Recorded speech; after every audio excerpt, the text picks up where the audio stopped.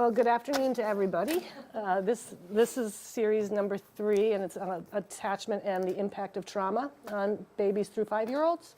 And I just want to remind you that I'm aware of the fact that you guys probably have a lot of this content already. So be thinking about how you would be passing this information on to people who you're working with or who you're supervising. You know, be thinking about this as a train-the-trainer model. So the objectives today are to gain a basic understanding of attachment theory and how it impacts the infants and toddlers you work with, understand the importance of a secure attachment in infants and toddlers, understand the importance of protective and risk factors and caregiver responsiveness for the development of resiliency, continue to broaden your understanding of the impact of trauma on infants and toddlers, and gain familiarity with treatment modalities at local clinical and local clinical resources for young children and their families. There's a typo in there. Attachment, what is attachment? It's a deep and enduring emotional bond that connects one person to another across time and space. So the interesting thing about attachment theory, because now it's sort of intuitive to us, is that it didn't start to really evolve and develop until the 1950s, which is a relatively recent time. Previous to that, you know, historically, child care experts, child rearing experts, considered affection to children actually something that spoiled children. And I've got a great quote from this guy, John Watson, from 1928. He says, quote, "Never kiss and hug them. Never let them sit on your lap. If you must, kiss them once on the forehead when they say goodnight. Shake hands with them in the morning." So there really has been a huge evolution in what nurturing offers children and the importance of what that reciprocal experience is. It's definitely a big evolution. So the conclusions that Bowlby and Mary Ainsworth arrived at between the 1950s and 60s and 70s was that infants come into the world pre-programmed to form attachments to others because it will help them survive. Attachment is triggered by threat of separation from attachment figure, insecurity, or fear. And I think that's a really interesting point because people often think attachment is out there all the time, like any engagement between a parent and a child, you see the attachment, and that's actually not the case. It's when basically the child is feeling threatened, that's when you see the attachment engage because their caregiver, their primary person, is their protector. So if the child's feeling safe and in a comfortable environment, they're just going to be floating around and enjoying themselves, and then you bring in a stressor and suddenly you see the kid kind of kick into action, and that's actually the attachment. The attachment figure is a secure base from which the infant can explore the environment. Any of us who have had children or have nieces and nephews, grandchildren, experience this all the time where they're looking over their shoulder as they're practicing autonomy and separation. They want you to stay put. The loss of an attachment figure causes pathological mourning. And we just want to be thinking about that. That it's actually normal to go into that mourning period.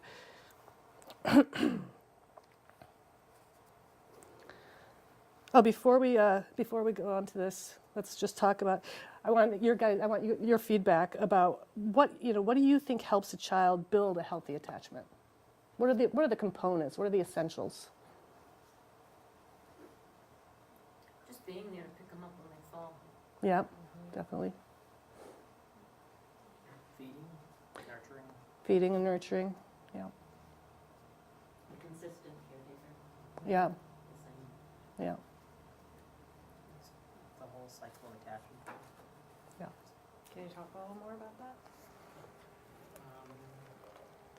Yeah, sure. Then we talk about that. So basically, I'll just use the example of the baby that's hungry. The baby cries, then you feed the baby, and then the baby's happy, and Right. and then the cycle begins again. And Yep. with different things, obviously a little more detail than that, but basically that cycle of like if a need is fulfilled, then they Right. feel good, and then it's when they cry again, then it's built again, and they have Right. a positive cycle versus like a negative cycle, which many of the kids that we work with have, where Right. needs aren't being fulfilled, and obviously the effects of that Right, as well. right. We see in the children that we take care of, that we service. Right, right. And the cycle that you're talking about actually ties in really nicely to what we talked about last week too, around the brain development. You do these repeated things with these kids and their brains get wired in a way that say, when I'm hungry, my primary person's gonna feed me. And in the case of a lot of kids that are involved with DCF, they don't get those needs met, and so their brain wires, I'm hungry, nobody's gonna respond to me, and then that flows into attachment. So sort of everything you guys just said fits into these bullet points. You know, infants become attached to individuals who are sensitive and responsive to them in social interactions and who are consistent caregivers for a significant time between birth and 2 years. Infants and toddlers use their attachment figure as a secure base. We've talked about that. Caregivers' responsiveness to the infant and toddler allows the development of patterns of attachment, which lead to an internal working model of attachment. And this sort of goes back to when we were talking about the child's sense of identity forming kind of between the caretaker and the child. At first, it's external. You know, it's that relationship between. And then as the child forms healthy attachment and develops, they start to internalize that attachment, which applies through life. Separation anxiety and grief following the loss of an attachment figure is normal, and it's an adaptive response in an attached infant. And for the first one, the consistent caregiver for a significant time between birth and 2 years, I think the difficulty that a lot of the kids that we work with have is they don't have a significant time with any consistent caregiver, either because of repeated placement changes or they're with a parent who's, you know, shuffling them around amongst relatives. And that's really what disrupts the attachment, because the child's not having the opportunity and the amount of time that they need to be with one person to form that attachment. And that's why, so it's that it has to be a consistent person for a set, or a significant amount of time in order to establish that. So common misunderstandings about attachment. You know, attachment is something as social workers we all know about, and yet we all pull information from multiple different places and, you know, our own practice or research or colleagues, and sometimes extra little pieces can get there that aren't necessarily accurate. And this is also something that I've known a lot with foster parents, you know, who have been parents for 25 years, and things have changed a lot in the last 25 years, particularly around attachment.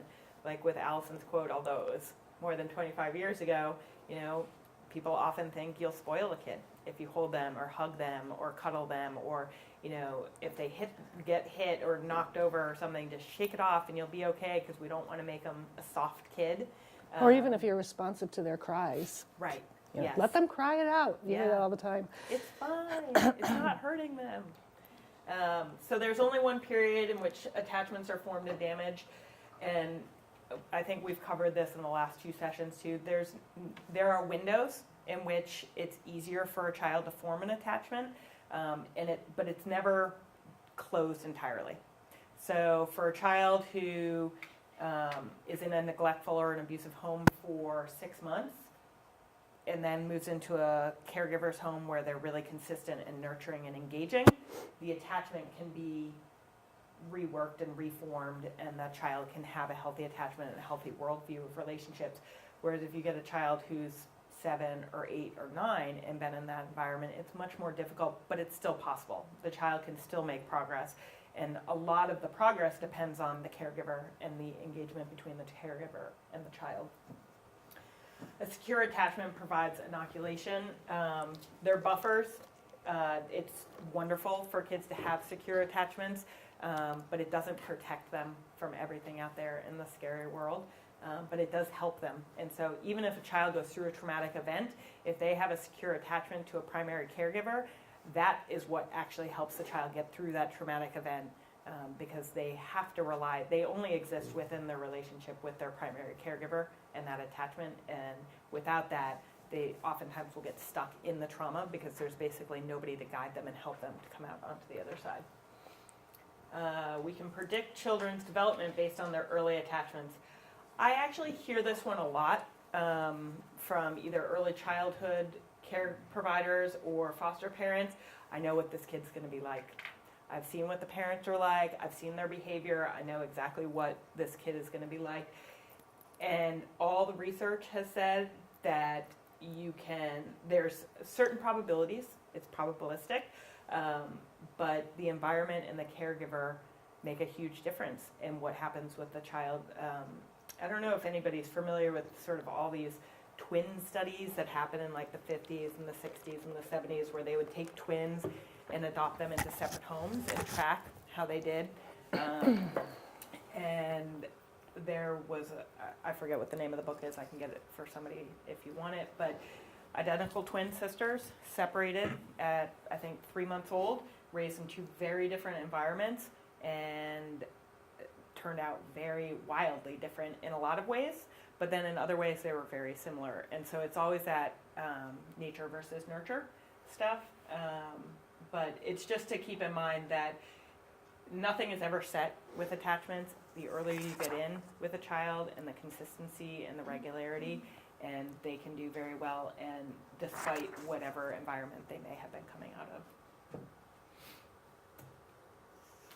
Children do not become attached to maltreating parents or can easily detach.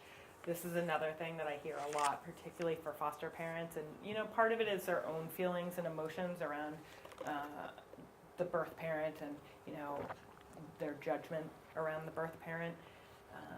But when I was a DCF worker, I never met a birth parent who didn't love their kid. It was a matter of whether they could parent them appropriately or not. But when you're dealing with a child who's been injured, either emotionally or physically, it's much easier to villainize the parent and assume that child has no attachment or wants no attachment or relationship to the birth parents. And that's not the case. That was what the child's normal was, and they have a relationship. It may not be a healthy relationship. They may become really dysregulated when they visit with the parent, but they have a relationship with that parent, and they are going to experience loss and grief when they're removed. Do you guys have any thoughts about that? I mean, it's something you encounter on a daily basis, I would think. Yeah. I mean, I've seen it so often. I've removed a lot of kids, and I very rarely see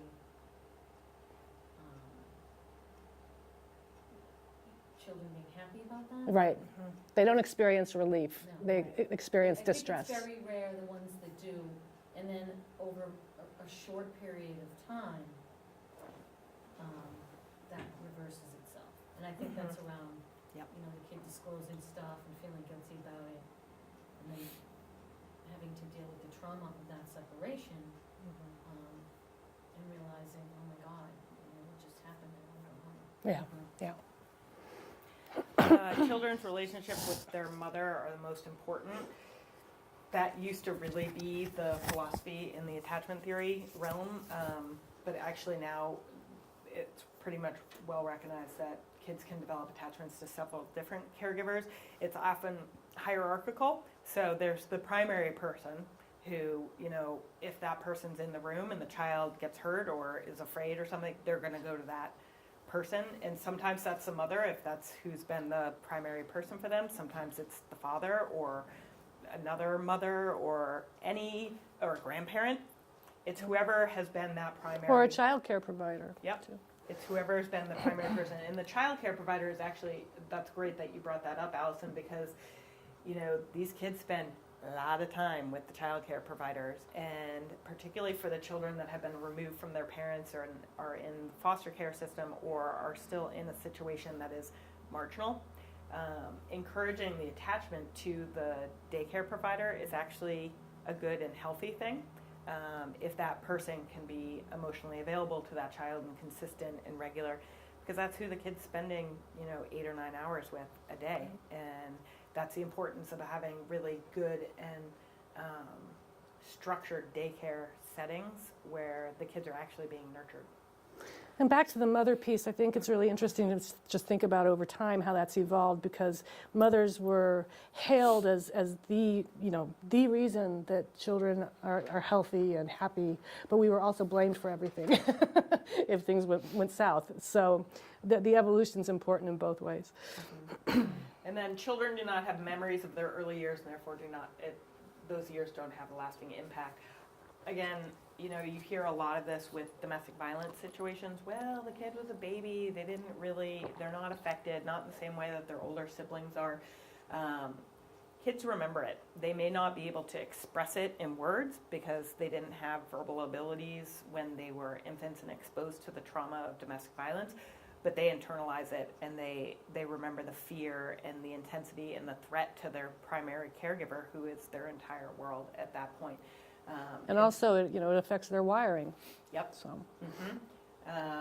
And oftentimes when you see kids with trauma and they're 5 or 6, and you're wondering, well, they've been in an adoptive home for the last 4 years. I don't understand what's going on with them.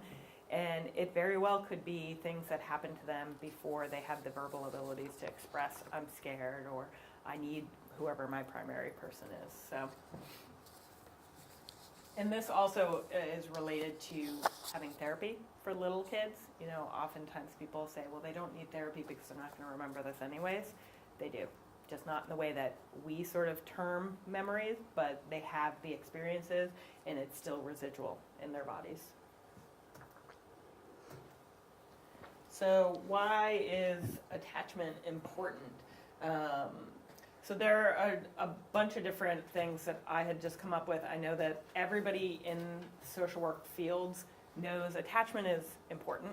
You can't exist in the world without attachment. Well, I guess you can exist, but it makes relationships much more difficult. And so these are just a couple of things that I came up with that I thought kind of narrowed it down a little bit. And I've used some of these with foster parents too, when, they're like, well, this is just a temporary placement, it's okay, I'll keep the kid for a couple days and then they need to move on to somewhere else. And it's these kind of things that I need foster parents to understand. You can't just take a kid in for 2 or 3 days or a week or 2 weeks and then be like, bye, because it does have an impact on the child's attachment and their worldview and relationships and building trust. So the infant develops a sense of self through relationships with other people. As we've talked about in the last 2 sessions, babies don't exist by themselves. They have to exist within the context of relationship with hopefully a caring and primary caregiver. The quality of caregiver-child relationship has a profound effect on the child's social emotional development, personality formation, and social competence. Anybody who sees a child who has been in a neglectful or abusive home for a period of time understands how this comes out later. This is why a lot of the referrals that we get are for preschoolers, because there's been a lacking in the relationship between the child and whoever their primary person is, but they've been infants, so they can't crawl around, they can't hit, they can hit, but you see it more when the kid gets older, because then they're much more externalized, and so they bite, they hit, they're angry all the time. Influences ability to maintain commitments to work and school as an older child or an adult. There's been a lot of research on that. Without a solid attachment as a child, it really affects the person's ability to function healthfully in the world and relationships. I mean, work and school, it's all about relationships most of the time. So there's one component that's not in here which I wanted to raise, which is as thinking about why attachment is important for babies, is because they have a fear of annihilation. Have you guys heard that term before? They actually fear being erased from this planet because they need an individual to survive. And so that's sort of the foundation of why it's important. Mm-hmm. Yeah, because they don't exist without a caregiver and without an attachment to that caregiver. It informs a child's view and engagements in future relationships. We're all on that spectrum. We all have our funky childhood stories that impact how we relate to people today in various ways. And with the kids that we work with, it tends to just be a more extreme version of that because they've experienced traumatic events and not had anybody to help them through that because they don't have a strong or secure attachment. And it has a lasting ripple effect until they're old. Impacts the child's ability to focus on learning and growing. Without feeling the safety of that attachment with a primary caregiver, the child has to be hypervigilant to their entire environment because they don't have the faith that somebody else is going to be watching out for them. And how can you concentrate on school if you're constantly aware of, well, where are the exits? Is anybody coming at me? What's going to happen to me? You can't. Your brain can't do both things at the same time. And so that's why also a lot of the kids that are involved with DCF have school difficulties because they're trying to survive on a very basic level because that hasn't been met by a primary caregiver, and all of their energy goes to survival, which doesn't leave anything for school. And it can look like a significant behavioral issue when really it's the result of a broken attachment. So building trust, empathy, conscience, and compassion for others. What Allison was talking about before about the internal working model, a child doesn't come into the world thinking, I need to have empathy for Clara. You know, she looks like she's having a tough day, so I'm going to have empathy for her. Babies don't have that. It's all about them because that's how they're designed to be. But through the relationship with the primary caregiver, they learn trust, they learn empathy, they learn respect. They are internalizing whatever that primary caregiver's, you could say, moral code is. The child is internalizing it through the relationship with that person. And without that, they're left to their own devices. So they don't learn trust, they don't learn empathy. And of course, it's always a spectrum. You know, there are some kids that pick it up from other people. There are some kids who don't pick it up at all. And we'll get to that a little bit later, too. We have an interesting video for you guys to see on that. So the strange situation. So this is a study that was done and has been repeated many, many, many times over the years. And it basically is looking at a child's attachment to their primary caregiver. And so the situation is they're going to create a stressor. In this case, it's going to be bringing a stranger into the room and having in this case, it's the parent leave. And you see the attachment get triggered when the parent then comes back for the child, and how the child is able to either cope with it, the stress and anxiety of having this stranger in the room, or they're not able to cope with it, or they're not responsive. And we'll get into all that too. So let's see. So this is a long video, so I'm going to actually jump through sections of it, and I'm just going to, because the speakers aren't very loud, I'm going to narrate it a little bit for you guys. Studying attachment is Ooh. not straightforward.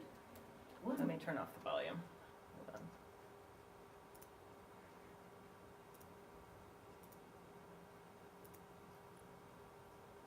So this is just the office. That's the mother and the baby. That's the researcher lady. Can you guys see that, or do we need Should I to turn the lights off?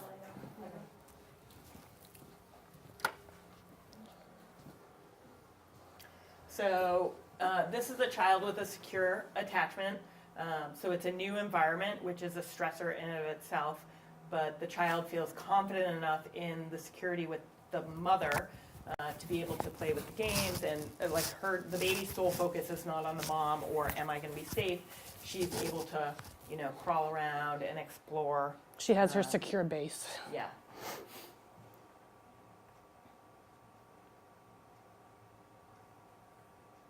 And one of the reasons I'm not playing the sound on this too is because I really want you guys to watch the cues of the baby. So these are just some researcher folks.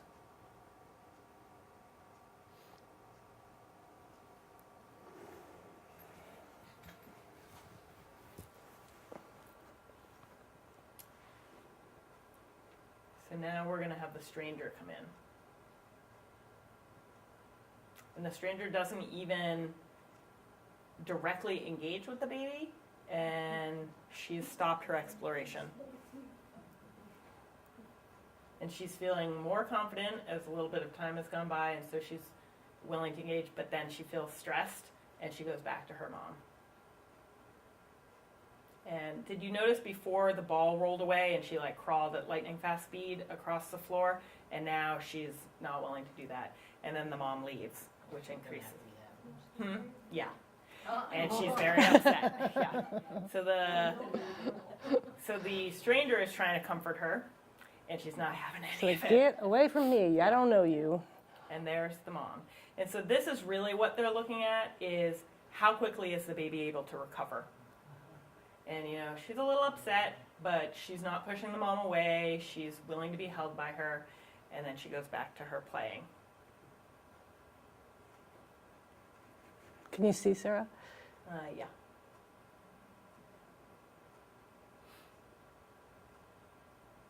Uh-oh. And there goes the mom again. And this time there's not the stressor of a stranger, it's just the environment and being left behind. Yep. And she's really upset.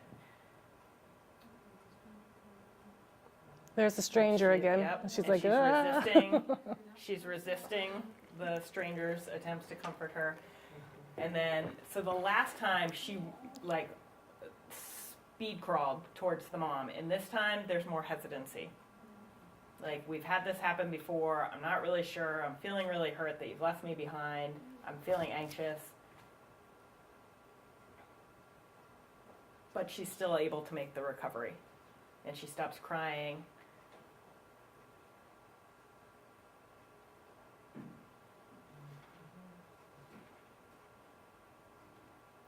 But she's keeping an eye on that stranger. Okay. So...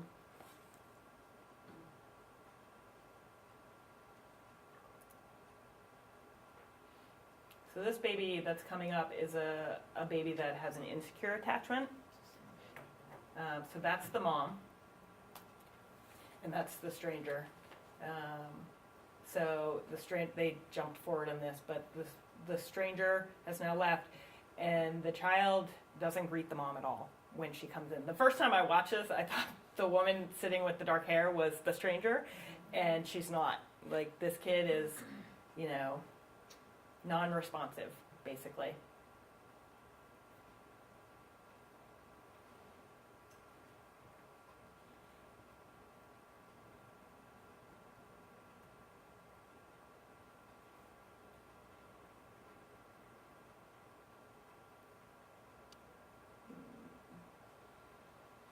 They do a lot of talking in this. So then that's the mom, and this kid is not able to sort of go to the mom for comfort. She's trying to comfort herself, you know, by the patting of her own face.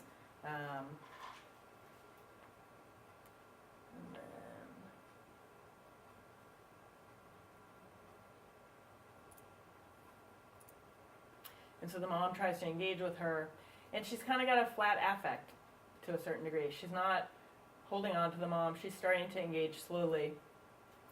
But what you would want to see is when this kid has been stressed by the new environment and by so that's actually the end of it, by the environment and by a stranger being in there, you would want that child to then feel the relief of having that primary caregiver come back. And in the second child, you know, the relationship with her and her mom has basically shown her that I need to have a stiff upper lip about this, I can't fall apart, I'm kind of on my own.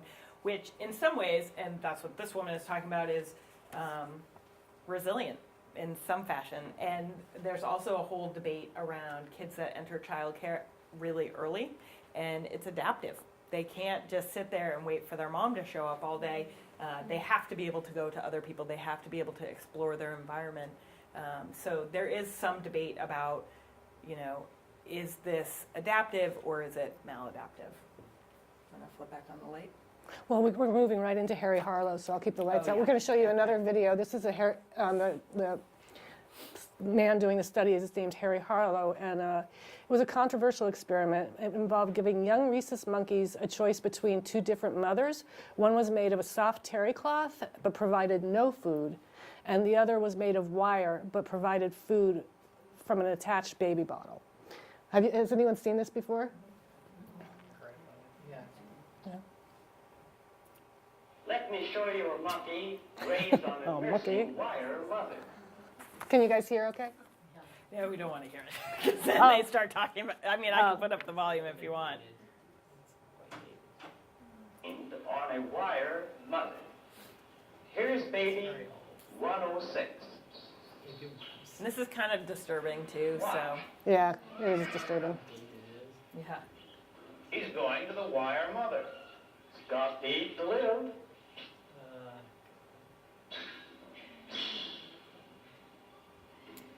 And what they're doing is there's a metal contraption outside the cage that's making snapping noises and stressing the monkey.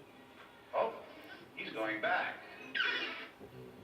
So when the monkey is stressed, the monkey seeks out the soft Actually, this object. baby spends 17 to 18 hours a day on the soft mother, less than 1 hour a day on the wire mother. We had predicted. We're not going to watch the No. rest of it because it gets very crazy, which is why it's controversial. And which is why it's also an old video, because they don't hopefully do this anymore. Yes, very different. Sorry, bright lights. So any thoughts about those videos? Do you guys want to say anything about them? And you can go on YouTube and look up, stranger study experiment and watch the videos sort of at your own leisure too. Because I know with my narrating it, that sort of adds a whole different flavor to it. But it's really kind of interesting just to watch yourself also. It always strikes me when we are the social workers who becomes that attached person that taking back and forth the visits, the Yeah. child can't part with it. If the social worker, comes in and has to run the bathroom or something, somebody else, the child gets Right. upset. Yeah, yeah. And that's, how do you deal with that? How do you help your social workers deal with that? Because that's a lot of responsibility too. Not to put you on the spot or No, I anything. mean, we talked about it, and I had a child yesterday that happened, a little toddler, and the social worker brought her in, and she was looking around, you could tell she didn't like all the people she saw. But the social worker had to run to the bathroom, I mean, before she ran on to the next place. So I just took the child down, we sort of waited outside the door until she came out and talked to her about her. She's even she's gonna be out. And then she came out, and somebody else came by who knew the child too and the mother. And she knows me, but she was having none of her either. It was the social worker she was working for. And as soon as she came out, she went right to her, and she was okay. You could see the relief and okay now. And of course, that's got to trigger a feeling of attachment and bonding from out of the social worker and being able to, yeah, and being able to sort through that and process that and understand where your boundaries are must be really challenging. Must be really hard. And it's okay for the social workers to be that attachment figure, but I think the goal is that the social worker would then help the child transition that to somebody more permanent. Because the reality is social workers, hopefully, are not going to be on these cases forever. And it's also a lot of responsibility if you're the primary person for every child on your caseload. But it's great modeling for that child, that child can know you've gone to the bathroom, but you've come back to me. And hopefully they would be able to do that with a foster parent or with a birth parent if the plan is reunification.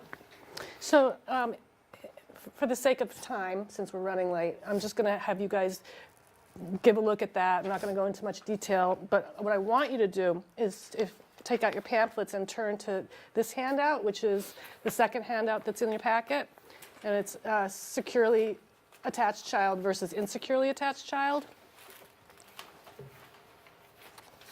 Do you guys see it? It's past this. It's the one past this one.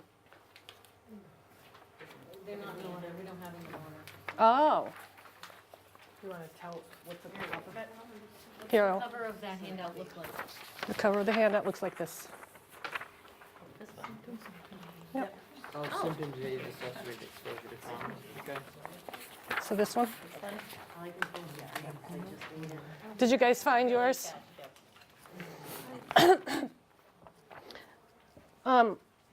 This was created for child care providers, so sort of thinking about, and for parents and for caretakers, but I think this would be a great handout to give to foster parents And it's really kind of turns things on its head when you think about an insecurely attached child and what they need. It might not be intuitive.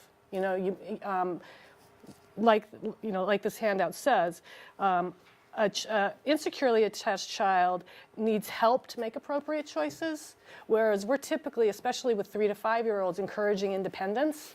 A child who doesn't have a secure attachment actually needs to build that desire for someone to help them in. That's something that hasn't been created for them. Touch is a wanted connection for a securely attached child. An insecurely attached child, touch can be uncomfortable and threatening unless it's on the child's terms. And for child care providers, that's really an important point to make. And I would think with foster parents, it would be too. Supervision of child eases with age and ability. With an insecurely attached child, the child needs intensive supervision regardless of age.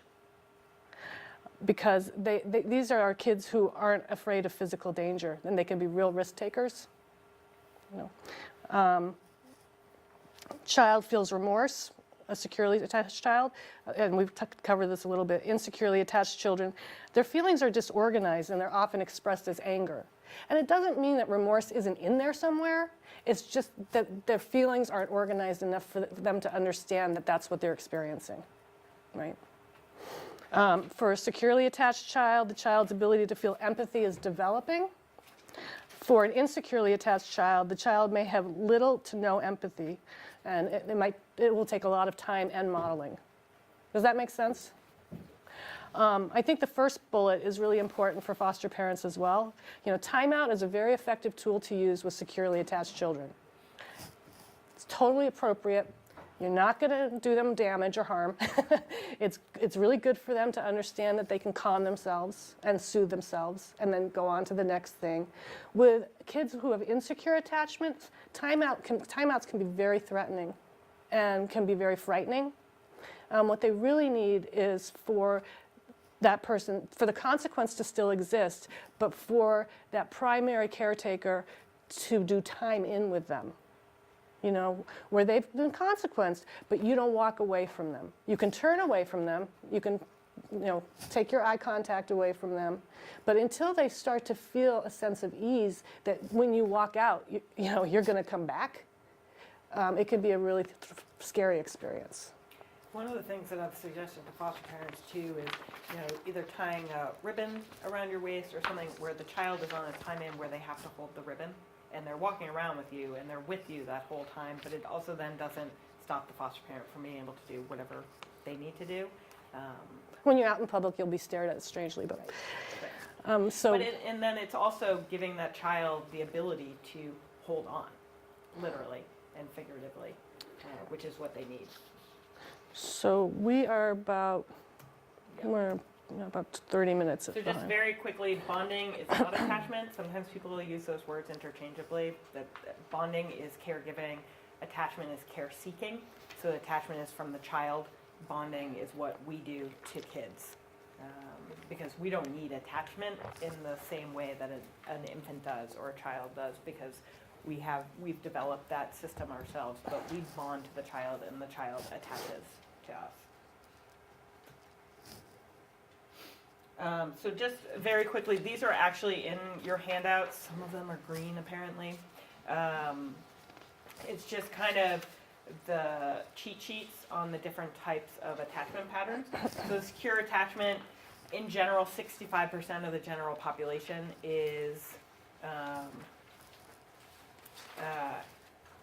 has a secure attachment. So the child, feels free to explore when the caregiver is present because that caregiver is their safe base. The child's worldview is that they trust that their needs will be met, and their attachment figure is really responsive to them, which is why they know that their needs will be met. So the avoidant attachment is an insecure attachment. This is about 20% of the population. Child's not really explorative. They generally ignore or avoid the caregiver upon reunion after the caregiver's left. And strangers are not often treated any differently than caregivers. So the child's worldview in this is subconsciously they don't think their needs are going to be met, so the value of the primary caregiver to them is decreased substantially. So the caregiver leaves and returns, and they're like, you're back. I don't know if you're going to do anything for me. You might this time, you might not. So, and the attachment, or the caregiver is usually distant, disengaged, or little engagement. So we often see this with parents that have substance abuse issues or maternal depression, where they're just not readily available to that child, and that's what the child learns. It's the cycle that we were talking about before. I'm hungry, you're going to feed me, I'm satiated, I'm okay. And with a parent who is battling with substance abuse or depression, they're not always consistently there for the child. So the resistant or ambivalent attachment, this is also an insecure attachment, 10 to 15% of the population. They are very upset when the caregiver leaves, however, they're ambivalent when the caregiver returns. So it's kind of this push-pull. I'm not sure if you're going to meet my needs or you're not. This also you see with parents that have substance abuse issues or mental health issues. Sometimes they're really available, sometimes they're not at all. And that's what the child sees as the whole world, because they amplify their relationship with their primary person to the entire world.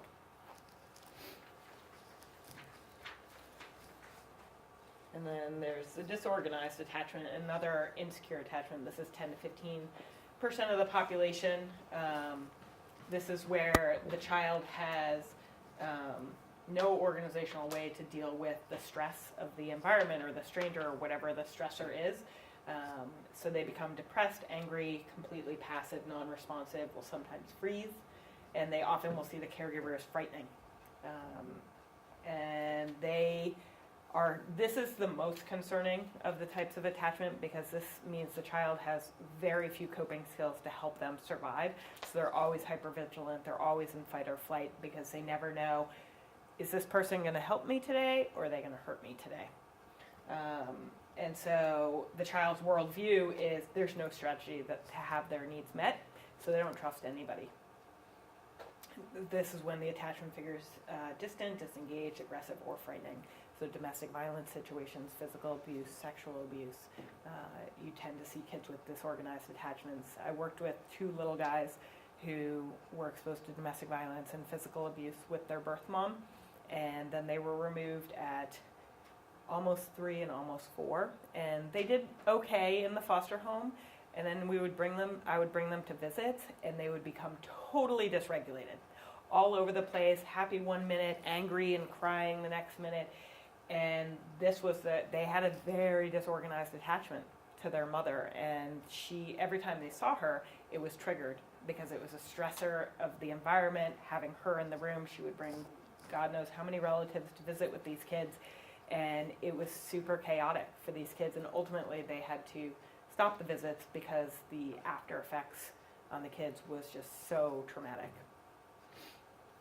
We have a lot of child care programs that report that, when supervised visitation kicks in, and they start to see their biological dad or mom, the kids fall apart in child care.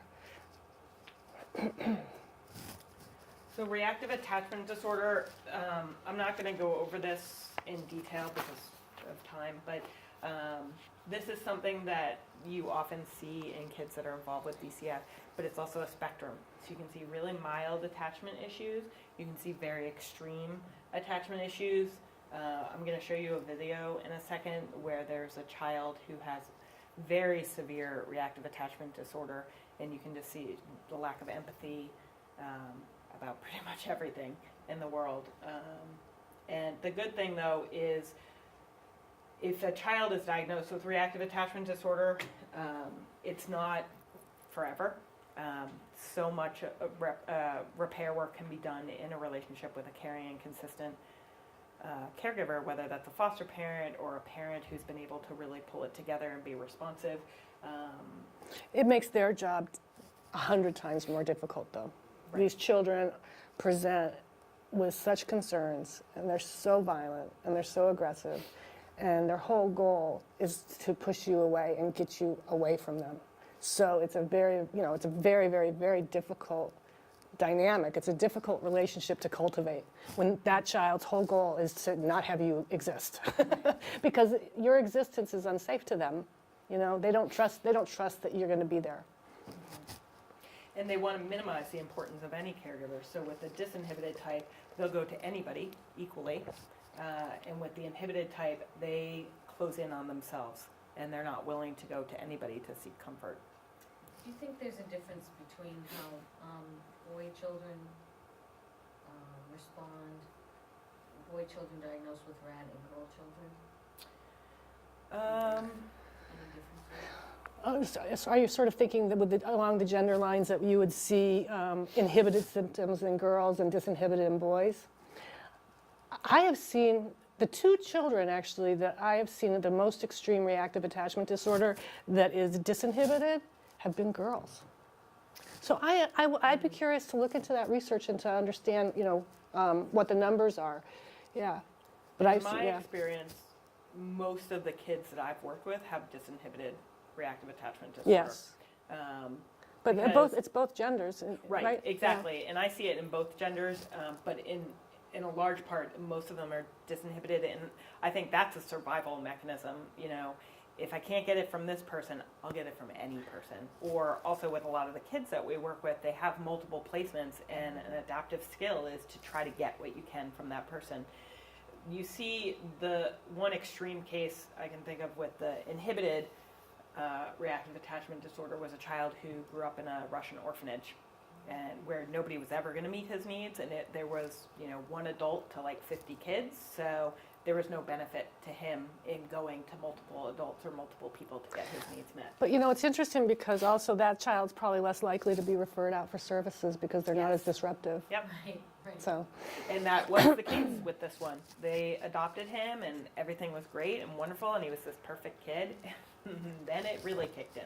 And he was stealing. He was doing all these things on the slide that it took them about 6 months to figure out. So. yeah, that's a great point. The inhibited child might be the one that like hides food, takes the Yep. food and squirrels it away. Yep, that's what this kid was doing. Okay. So we're going to watch just the very beginning of this. This is called The Child of Rage. And this doesn't have anything to do with Yeah, the not flag or the political. United States. But if you have time and you want to be really disturbed, I would encourage you to watch it on YouTube. It's a two-part, actually I think it's a three-part video, but this is just to sort of show you, this child she's 6.5 in this video, and she was severely neglected and sexually abused by her biological father her mother died at a year, and then she was removed from the care of her biological father at 19 months, and then she also had a 7-month-old brother, and they were placed in an adoptive home. This was back in the 80s, and basically the adoptive parents had no idea until she started exhibiting all these symptoms of reactive attachment disorder.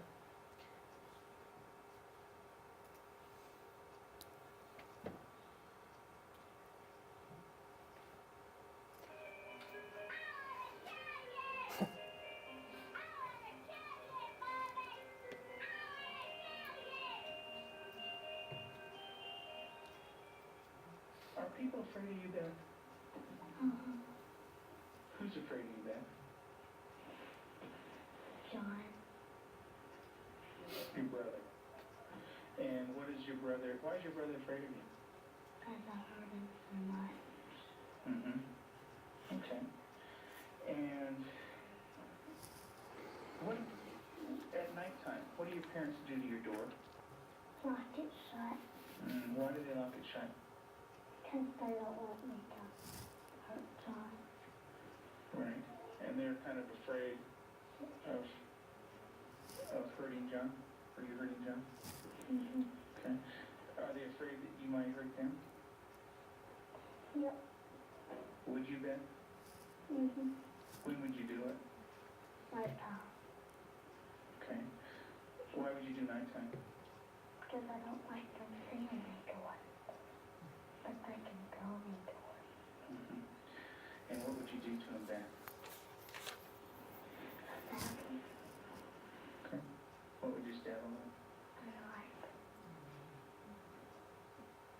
program you are about to see was compiled from the actual therapist's children. Children that also should. Do you ever stick pins in people? Who? My brother. Okay. Do you do it a little bit or a lot? Okay. And what are you trying to do to your brother? Kill him. Why do you want your brother to die? Because I wasn't so bad and I don't want to be around people. Okay. Who else would you like to stick pins into? Mommy and Daddy. What would you like to have happen to them? So, just in the interest of time, that's all we're going to watch. But Before I want to hear feedback from them about what they think about Yeah. that. Disturbing, huh? She's pretty articulate. yeah, she's 6.5. She's been in therapy for quite a while at that point. Absolutely beautiful. Yeah. hmm It's scary. Yeah. So it's the lack of empathy. She never learned empathy. She never learned trust. So this is a twofold situation where she doesn't have an attachment, a healthy attachment to any primary caregiver as an infant, and then she also suffered extreme trauma from the sexual abuse and the physical abuse and the neglect from her biological father. And that has created her entire worldview. You can hear, well, maybe you can't hear, but her words indicate how much anger she has inside, and her actions express it too. And later in the video, she talks about the abuse that she suffered at the hands of her biological father, and she's just very matter-of-fact about it. This is what happened, and then this is what happened. And at one point he says, well, how did that make you feel? And she said, I was scared, or I'm scared, but totally flat affect. And the good thing about this is because after I watched this, I was so deeply disturbed. I needed to find out what happened to this kid. She is actually doing very well, apparently. As an adult, she works as a NICU nurse. However, the adoptive parents relinquished her shortly after this because they couldn't manage her behaviors. They were afraid of her. She was, and she was physically and sexually abusing her brother. And so her therapist, not this person, but another therapist, took her into the home and did basically over a year's worth of intensive attachment therapy, which of course is a mixed bag also because this, many of you might have heard of the attachment therapy where they like rebirth the child and the child died in the 90s from that. So the woman, the therapist ended up adopting her, and she was associated with that clinic where that child died. And so that's, but this girl as an adult says, I wouldn't have been able to function without intensive attachment therapy, and she's done it for years. It also, interestingly enough, the internet doesn't talk about whether she has a partner or any kids of her own. And so I do think there are some things that may not ever be able to be healed from the abuse that she suffered.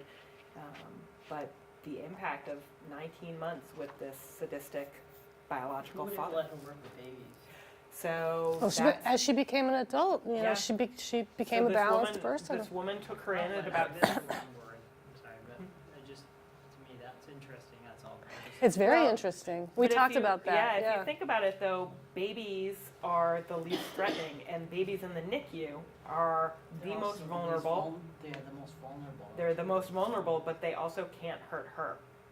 And, you know, apparently she's been working at the same hospital for years and has a great Wow, reputation. that's And but she attributes all of it to this therapist who ended up adopting her and the intensive therapy, where basically she was made into an infant for all intents and purposes. This therapist wouldn't let her make any decisions, wouldn't by herself, wouldn't allow her to go anywhere without. Sort of what we were talking about, the secure versus the insecure child. This woman was, you know, educated enough around attachment theory and attachment therapy that she knew she had to infantilize this little girl and make her Take her back to the beginning. take her back to the beginning and make her totally dependent because she'd never experienced that and she couldn't go through the stages until she did. And I guess there are some videos of her as sort of an early 20s woman where she's visibly upset and crying at the things that she had done to her brother. And, you know, sort of, she developed empathy. So, and of course, I don't know her, so I don't know how much of it is just like, oh, everything's great. Because I'm sure everything is not great. I don't think you can walk away from the abuse that she had and ever be 100% awesome. Things are glorious, but I think that, you know, it shows that you get this severe trauma, and with the right people, professional and caregivers, kids can make strides and become really functional. And I as think adults. the big point to send home to you guys is that with therapy, these children can heal. You know, I'm sure that you've experienced kids burning through foster homes because they're like this, you know. There's therapy and then there's therapy. That's Right. right, with good, high-quality therapy. And we actually are going to talk about that. I know, I We're know, getting to I it. know. We're getting But we to are it. going to talk about that at the end of the session. So, you know, in light of what we just saw, this is a interesting slide to show you, because the actual attachment experience is very simple, you know. You are the secure base as the caretaker and the safe place to be. And the child, you know, develops to a point where they feel safe leaving you. I need you to stay there. That's what they need. And I need you to support my exploration, watch over me, delight in me, help me, enjoy with me. I need you to welcome me coming back to you. And I need that to happen consistently as a cycle. Does that make sense? And so for a lot of our kids too, I know you all have seen kids like this where they'll like take a digger into a table or something like that, and they just pop up and they're like, oh, I'm just going to continue on with my day. And that's where I ask either the child care providers or the foster parents to stop the child and say, wow, that really must hurt. And you know, some parents don't want to do that because they're like, well, I don't want to make my kid a crybaby. But these kids, our kids with these trauma histories, they aren't able to associate pain with the appropriate response, which is I'm upset and I need somebody to take care I'm of me. gonna seek because comfort. nobody's ever taken care of them. But you know, it's something that can be learned, and there are windows, but it's always open. It's just a matter of when it's easier to correct that or not. So if you ever get a foster parent and you're out on a home visit, or one of your workers is on a home visit, the kid takes a digger and the foster parent's like, shake it off, you'll be fine. You're like, oh, no. So the path to trust and security. On the path to trust and security, there's play and exploration, a predictable world, comfort when distressed, empathy and understanding, and love and attention every day. It's not rocket science. It is simple. But with the families that you work with, it's a huge challenge to have that happen every day. So going back to what we were talking about insecure versus secure children, and you know, when the stranger studies were done, and how it was always a mother figure, and mothers often got blamed if the child was, you know, had an insecure attachment. The mother must be cold, the mother must be this, the mother must be that. What wasn't taken into consideration was the child's temperament. And we're all born with temperament. We're all born with the temperamental qualities. And we can't change those temperaments. We can always introduce coping skills and tools to work with temperaments that might be more challenging or difficult, but those temperaments stay the same. And in your packet, what I want you guys to know is the back page, this packet here, the back couple pages are temperament qualities, and the positives and negatives of those qualities, because every temperamental quality has two sides. There's two sides to the temperament coin. So if you've got a really persistent child, you know, they're willful, they're stubborn, they don't let go of things easily, you know, it makes your job as a caretaker very difficult. But the flip side of that is that they are going to really know what they want and go out and get it. So this handout, I think, would be really useful for foster parents and bio parents that you're working with when you talk about the fit between the caretaker and the child. Because you don't get rid of your temperaments either. You know, we all bring our temperaments to the table. So a child that might trigger me, you know, because of whining and neediness and clinginess, might not trigger Sarah. You know, so thinking about temperament and goodness of fit, even when you're looking at the placements, you know, where you're placing kids, is a really important piece to do. A child with a difficult temperament is going to be more difficult to parent and caretake for. So back to that, you know, insecure versus secure attachment, that's something that you have to take into consideration too. How does this child present? Right. And also, you know, just about, like if you get a child with a fearful temperament, and I'm not talking about fearful because of the abuse or neglect they suffered, that's just their temperament, who they are, they're sort of more cautious child. They might not do well with a parent who loves to go to fairs and activities and get out there and in the open. And one of the keys at maintaining one child in one home is having a good fit between the foster parent and that child. And so trying to think about, and of course, you know, when you get a call, oh, we've got this kid coming in tonight and we need a placement for them tonight, it's sometimes really difficult. But at the same time, you guys often will know general characteristics of foster parents and just sort of thinking, well, this is a little bit that we know about this kid and this is what we know about the foster parent, and that might be a better match than, say, with this person. But if you don't have an option, then thinking about how you can highlight that to the foster parent would be really useful. You know, I know you're really mellow and low key. This child is going 60 miles an hour all the time. I understand it's going to be challenging. You know, think about how that's going to affect you and what that's going to bring out of you. And also, where there's a mismatch, the adult must adjust rather than the infant. That's really important for foster parents to understand.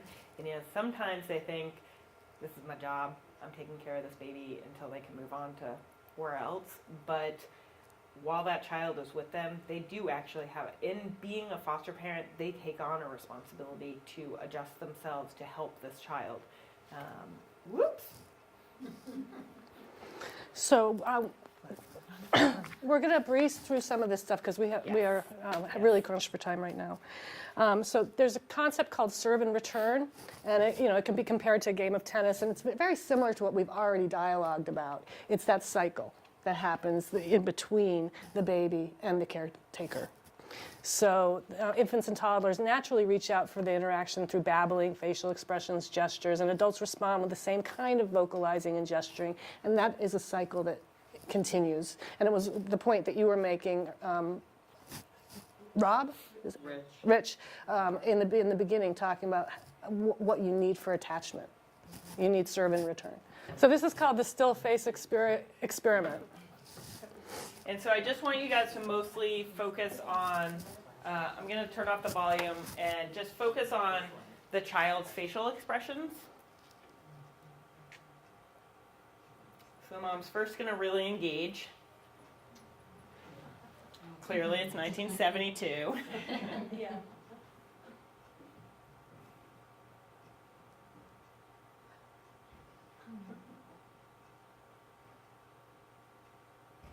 So she's just talking and babbling.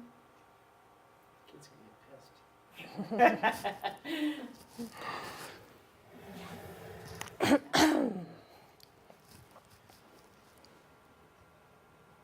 Now she turns away and is going to come back with a still face. What you guys just had to Flat affect. experience. Whoa. That must be really hard for her. Yeah. So she arches. That's like, hey, what's going on here? And She tries to engage her by like being silly. look over there. It's probably still harder than mom than her. I mean, It's got to be really hard. as it gets Come all to your me, instincts, engage with me. You see the protest, just yell. and the dysregulation. But maybe.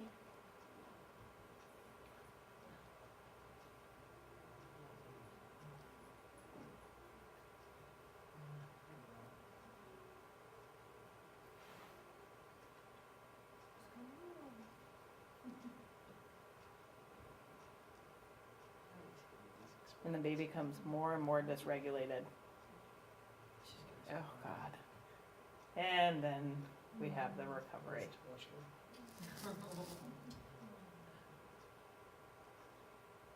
And everything Ah, is great. yay. So that's just to show you. It's like evil. You'd just like to be able to do that. A lot of the parents who are using drugs or mental health issues or are preoccupied with every stressor in life, Depression, big time. it's really dysregulating to kids, and it really impacts their ability to attach to that parent, either if the parent's never available and so they don't do the engagement at all, or if they're inconsistently available, which is more often, I think, the cases that we see. You know, sometimes parents are on, sometimes parents are not on, and that's really confusing and dysregulating for kids, and it impacts their ability to trust that that person is going to actually be there. So stages Before we move on, I just want to quickly ask you guys what you thought about the experience yourselves, and also what you thought of the video. I mean, The video was great because it's like a lot of the adolescents in my Yes. caseload. Yeah. And some of the moms. Yep. Do you mean the adolescents or the flat affect, like just staring at you? No, the children who act out in a Uh-huh, dysregulated way. uh-huh. Yeah. Pay attention when Yep. you're available to give it or not. Mm-hmm. Yep. And I thought you were talking about teenagers sort of not wanting to engage, flat affect, because that's been my experience with a lot of teenagers, and part of me wonders if that's a learned experience from them. They've never had anybody engage with them, and we see them as teenagers, and part of it is just developmental, but then part of it is also they've never had that engagement, so why would they start with me, the social worker? I mean, it's hard to watch, and, just, so it makes you just think about if a parent that's doing that is not, I mean, it's hard for us to watch. Right. Maybe we just want to jump through the Right. and they're not feeling that at all, Right. you know. Or they're just so submerged in whatever that they They can't understand Yep. how much Right. pain the baby's in. Exactly. Right. Exactly. You know, either Percocet or OxyContin, Yep. and one day, you know, you're available to the child, and the next day you're so completely high. Right. And that's why there's this one child in foster care home, the placement isn't going so well, because the child intermittently screams. Mm. The foster parents are really available, but this kid, How long's the kid been there? a while.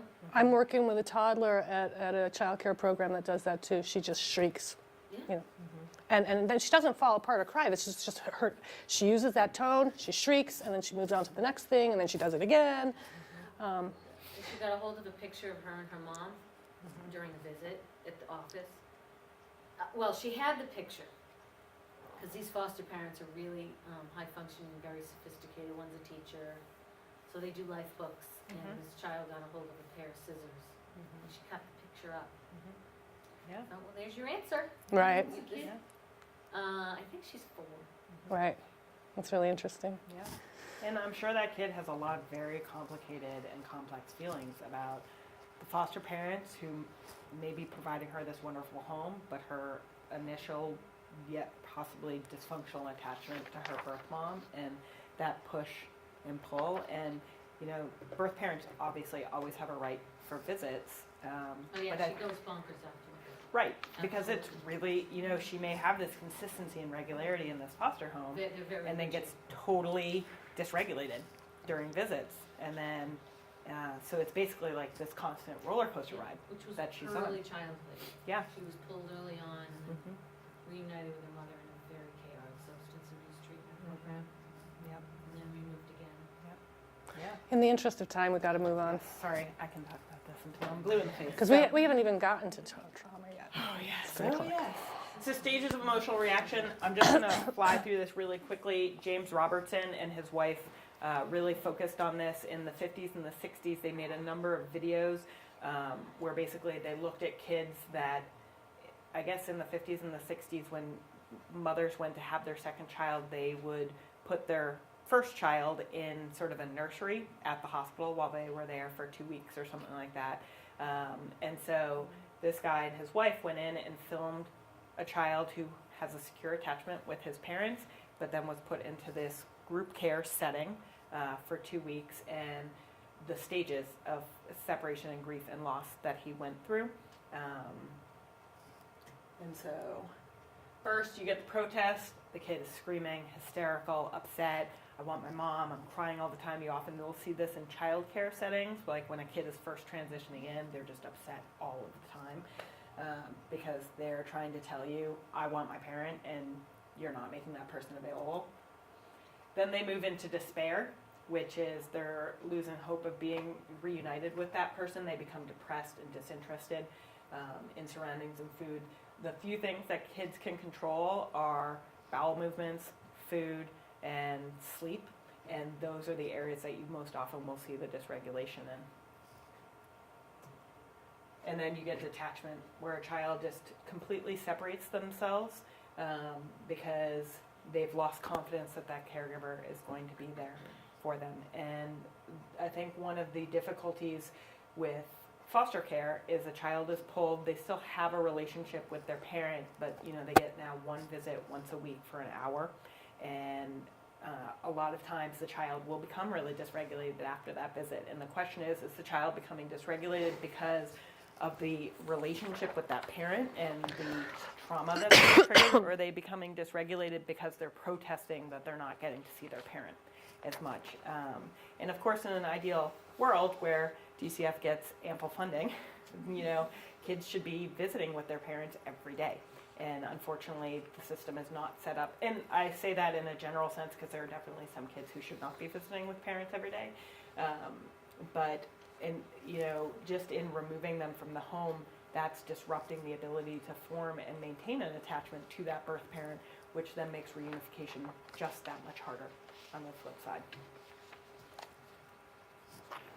So we're moving into the trauma part of this conversation, and just looking at levels of stress.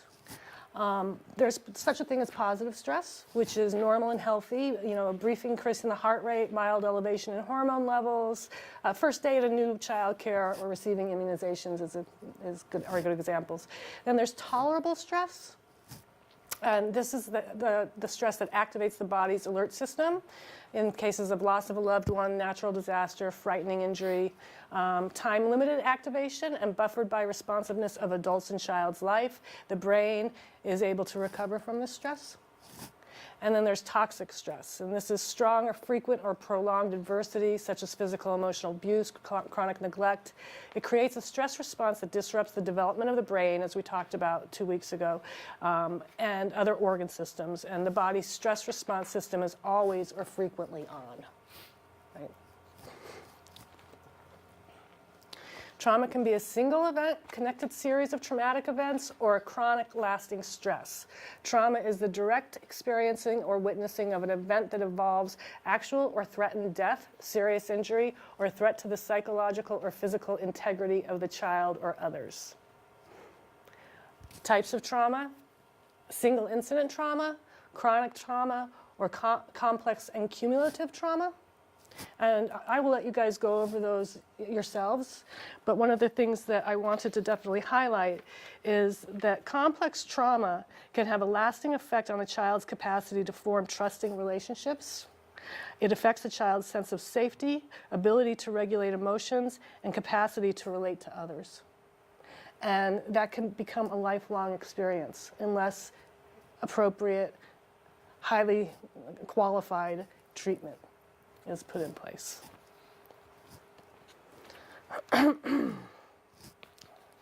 So again, I'm just going to pull out a few examples of the behaviors here, and you guys can go over them yourselves.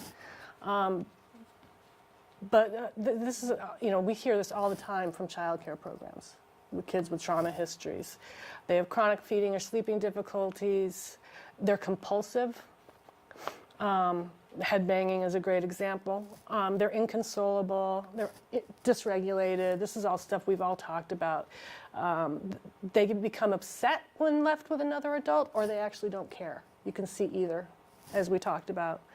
One of the things that I always want to explore with child care providers, and you might want to think about with families, caregivers, foster care folks, is the type of play that you see. Kids with trauma histories can get stuck in this repetitive play where they play out the event, but it's really flat and without any sort of engagement. And it looks odd when you see it. You're like, God, and you see it over and over and over again. Because kids who are healing from trauma also do that. There's a distinction. So kids who are healing from trauma will also play things out over and over and over again, but you'll see there's affect, there's mood, there's interaction. They'll introduce something new to the thing that they're playing over and over and over again. A kid who's stuck in their play, which is what we call it, it's constricted, it's flat, and they just sort of robotic. Does that make sense? And it's really important for a home environment to have an understanding of the difference between the two and what they look like, because it can be tricky. One is healing and the other is being stuck and not healing. Does that make sense? You guys have any thoughts or questions about this before we move on? And it's also important to remember too that you could see any one of these behaviors in a child, and it may not necessarily mean that they've been traumatized. Absolutely. I've got a kid in a daycare that I'm working with who bites everyone. He's 3, and that's his thing. And it turns out he has sensory issues, and that's why he's biting. He's not had trauma.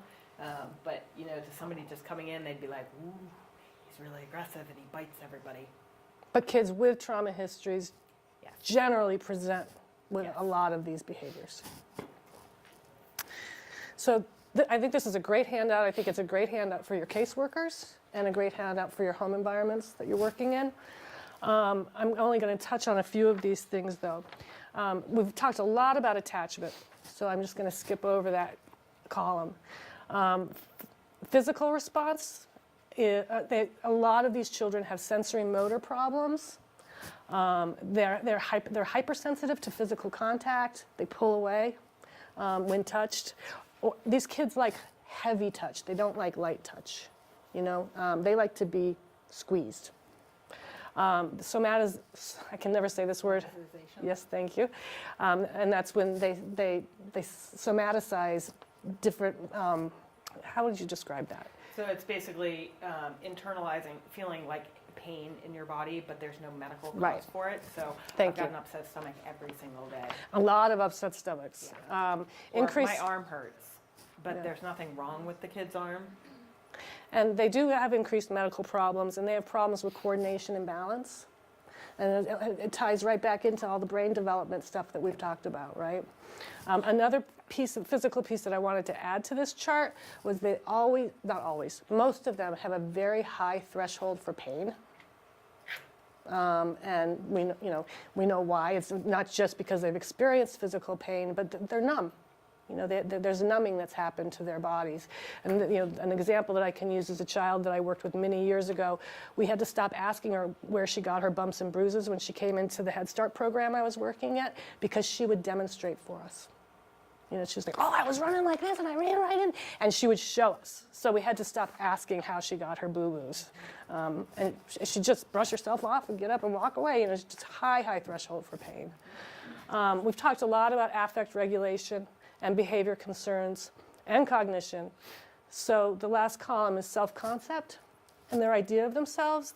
They don't have a predictable sense of themselves. Remember we were talking about how they often will express remorse through acting like they're angry because they've got disorganized internal working model of how they're supposed to feel. They have a poor sense of separation, disturbance of body image, and that really isn't like, oh, I think I'm fat when I'm skinny. It's not that. It's that they don't understand their separation of their body from others. They can't construct. These are the kids who you ask them to draw themselves, and they can't construct themselves on paper because they're fragmented. Low self-esteem, shame, and guilt. Any thoughts about this? It's a lot of content. It's a lot of stuff that you guys are really familiar with. Again, wearing your train the trainer hats, thinking about how you might use this with your caseworkers, I think is a really good thing to do.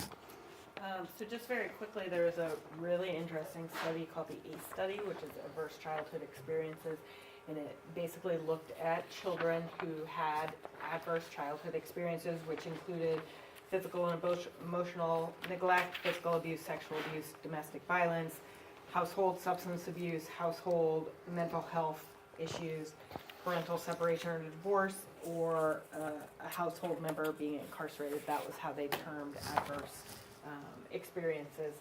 So they looked at kids that had anywhere from 0 to 7 adverse experiences and what their outcomes were as adults. And Before you move on, you guys have an article about this in your packets. It looks like this. And this is specific to the children who were involved in the child welfare system. So I thought it might be an interesting read for you guys. So some of the stuff, in looking at this list, it seems very logical. You experience trauma through these adverse experiences, and there are increased rates of these issues. And frankly, a lot of the parents that are involved with DCF, you could check,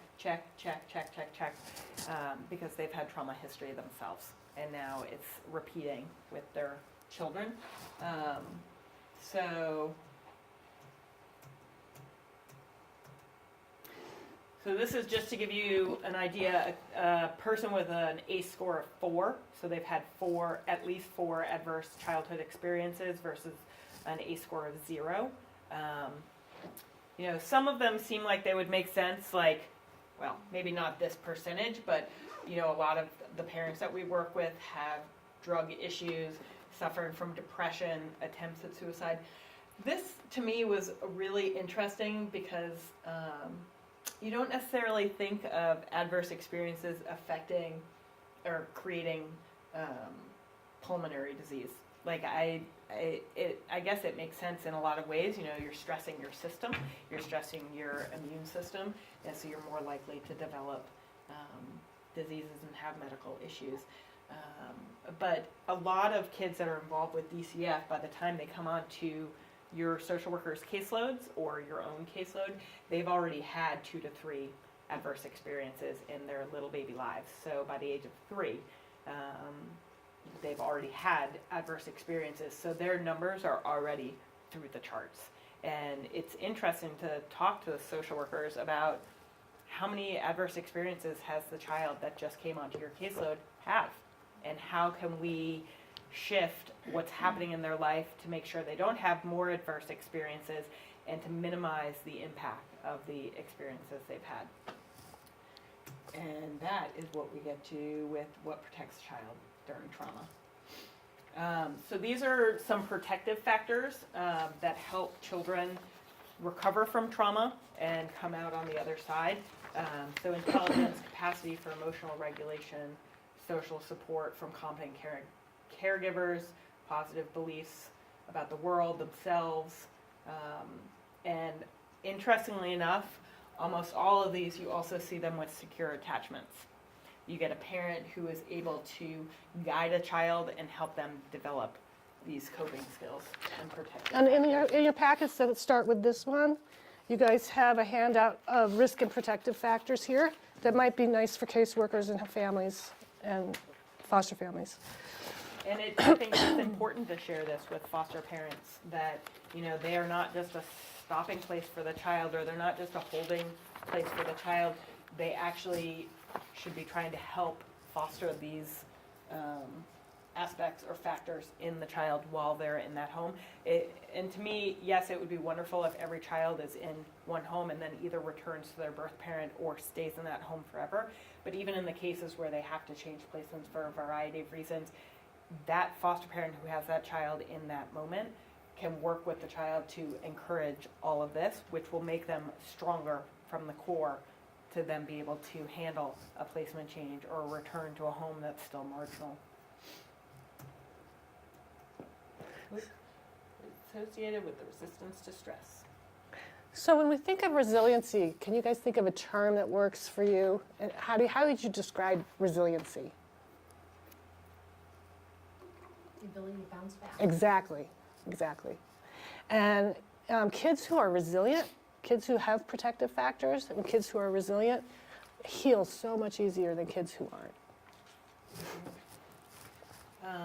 And so to go back to the twin studies that I had talked about earlier, this was exactly some of the stuff that they were looking at, where one twin is in a very supportive environment with a caring, supportive adult, and the other twin is not, and the outcomes for those kids and how wildly different they can be. And you can see that with adoptive kids. Also, I worked with I think I told you guys this story the last time about the youngest of 5 kids, and he ended up being adopted, and the other 4 went back to the mom. And he had all of these and these in his adoptive home, and he did fantastically. Straight A student, captain of his basketball team, planning to go to college, doing wonderfully, and all of his siblings had not done well. They were in and out of jail, teen pregnancies, some had drug abuse issues, because they had been left with a parent who was unable to provide this structure for them. Which is also, and we don't have time to get into this today, but it's also this constant debate of placing children with bio family versus placing them in a foster family, and not just looking at blood or not blood, but also looking at, can that bio family protect that child, support that child, be an emotional regulator for that child, particularly if the child's experienced trauma. Because sometimes I think there's this knee-jerk reaction, kids must be with bio family, and sometimes that's not actually the way it needs to be if you're looking at the best interests of the child. And I'm sure that's not as politically cool thing to say, but No, it isn't, because there's some fathers out there who, just because they're, we have to find fathers, but sometimes you have to be so careful because we may have a very disturbed parent who we don't have any information on. Yeah. And there's a huge risk. yes, And just because they're the father doesn't mean right. they're a safe parent. Or even placing the grandparents, sometimes the apple hasn't fallen far from the tree, which is And just a hard sometimes it truth. does, but it's also looking at the individual caregiver. So sometimes grandparents, I would never want them raising my kids, and sometimes they've had enough growth themselves that they're able to do it the second time around. But it's looking at each individual rather than sort of this blanket, all kids must be with bio family. So I just think this is a really important point to drive home today, and also with social workers and foster parents. Effects of trauma on children can be mitigated by the presence of a supportive caregiver, even if the caregiver is unable to alter the outcome of the events. And you saw that a lot with 9/11. Kids were very traumatized, particularly those in New York City, traumatized by the events that happened. And some of them were able to get through it and recover because they had a supportive caregiver. The caregiver wasn't able to stop it. It wasn't able to prevent that child from being exposed to that trauma, but they were able to guide the child through the trauma, the intense experience and the emotions, and come out onto the other side and still be functional in a way that allowed the child to continue on with their lives. So this is just a list. This was actually in our last PowerPoint training also. That I think there are a couple of different ones. But this is just a good list to give to foster parents about basic things that they probably already know, and most of them are doing, but some of them are not. And these kids are very sensitive. They've been traumatized, they've been victims, and they need that support and consistency, routine, love. And these are some of the, not simple ways, but some of the structural ways that you can really support a child. So just quickly, we're kind of back on time. So these are a bunch of different types of therapy for kids that are under the age of 5. So just to give you kind of the bullet points on how they differ, because sometimes people will use them interchangeably, and they all are different Modalities. Of therapy. So with the dyadic developmental psychotherapy, this is where the therapist is co-regulating for the child. They reflect the experiences back to the child. They're able to hold that space and the trauma for the child. There's a lot of cognitive behavioral aspects to it with the child. So you're talking about probably a 3 to 5 year old. And eventually the parent does need to be involved. So the dyad is initially the child and the therapist, and that relationship is established and trusted. and then you're able to bring in the parent if there's been a fracture between the parent and the child. And I can email And people. this is all therapy also that doesn't have to be with the biological parent. It can be with a foster parent. Yes. And The key is that it's with a consistent caregiver who is willing to be there for that child and hold that space for that child. So infant parent psychotherapy, this is more parent focused, I would say. It really focuses on the parent's self-esteem, their parenting skills, their knowledge about and expectations of the child. And they work on doing corrective attachment experiences with that parent and the child. But it's really about broadening the birth of the parent's knowledge on how to engage with the child appropriately. Child-parent psychotherapy, CPP, which is something that a lot of the clinics around here have had training on recently. And this is more about the parent helps the child. The parent works with the child to restore the child's sense of safety in the world and sort of the belief that the world is a good and fair place. oftentimes in this therapy too, the therapist sort of parents the parent to allow the parent to parent the child. Mm-hmm. And this is a child has had some sort of traumatic event with this modality. And then the attachment, self-regulation, and competency. This is where the primary caregiver, you're working on affect management, consistency. This is when you're dealing with kids that have had complex traumas, so years of abuse. And again, it's all about the parent and the child. It's just the different approach of the therapist. Or the caretaker and the child. Yes, I'm sorry. I keep saying parent, but Allison is very right. It's whoever is that consistent caregiver. If the goal is reunification, though, what you need to be thinking about is it's wonderful to establish that attachment for the child with the foster parent, but if the goal is reunification, you really also need to work on that relationship between the parent and the child to make it functional and have the reparative work done there, because otherwise the child's going to go back into the home and everything's going to be triggered and go back to the way it was before. Not always, but sometimes. And the difference between CPP and ARC with the programs you're going to be working with, and we're providing you with who does what on the next slide, is CPP is really aimed at children who are younger, and ARC is, the way they've divvied it up, is aimed at children who are the older youngers. So CPP is really baby through 3, and then ARC, what I'm seeing clinics do is 3 to 5. Mm-hmm. And then play therapy is really for kids a little bit older, 2 to 3 years old, where they self-guide the therapy. They work out whatever the traumas are through the play, and the therapist holds that space for them, allows them to experience it in a safe environment, and then eventually helps them to move through the trauma and come out on the other side.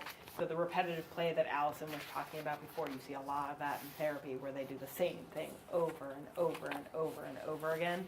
And the goal is eventually to help them feel safe enough that they can go through it, and then there's an outcome where things are okay in the end.